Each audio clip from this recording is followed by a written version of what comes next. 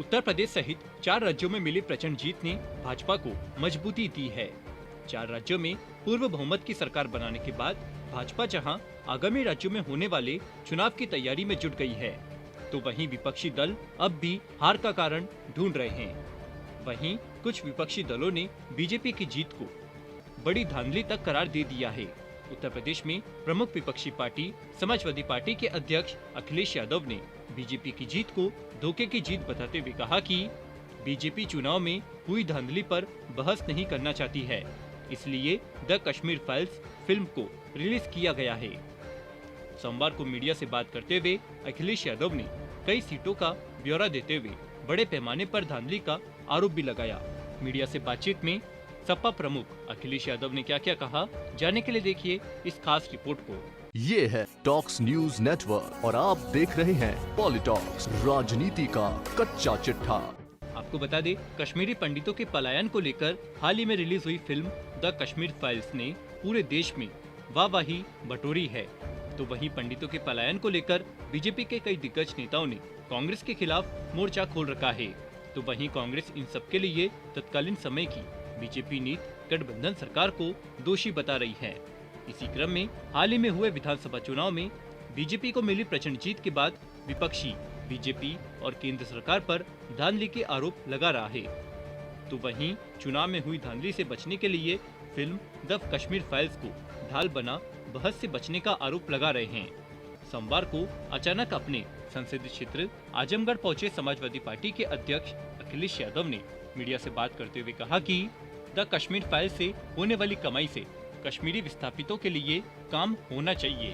अखिलेश यादव ने पत्रकारों से बातचीत करते हुए कहा कि विधानसभा चुनाव में हुई धांधली पर किसी भी तरफ से कोई बहस न हो, इसलिए ये फिल्म द कश्मीर फाइल्स लाई गई है।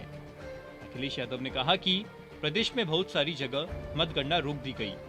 वाराणसी दक्षिणी में सपा प्रत्याशी 20 राउंड तक आगे चल रहे थे। कुछ देर के लिए काउंटिंग रोक दी गई। इसके बाद 22वें राउंड में वोट कम होने लगा। 25वें राउंड में पता चला कि वह चुनाव हार गए। द कश्मीर फाइल्स का जिक्र करते हुए अखिलेश यादव ने कहा कि कश्मीर फाइल्स फिल्म के टैक्स में जो पैसा इकट्ठा हो रहा है, उसके मुनाफे से कश्मीरी पंडितों के विस्थापन पर खर्च होना चाहिए। इसके लिए कमेटी का गठन होना चाहिए जिसमें राजनीतिक नेता न हो। कमेटी में केवल कश्मीरी पंडित ही शामिल हो।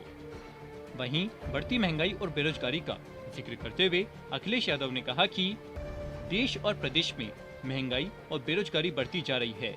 युवा नौकरी न मिलने से निराश हो गए हैं। पिछले 5 साल में एक भी भर्ती नहीं हुई। भाजपा ने पहले भी झूठ बोला और अब भी झूठ बोलने का कार्य कर रही है। उम्मीद है कि सरकार पिछले घोषणा पत्र व नए घोषणा पत्र पर काम करे ताकि युवाओं को रोजगार मिल सके।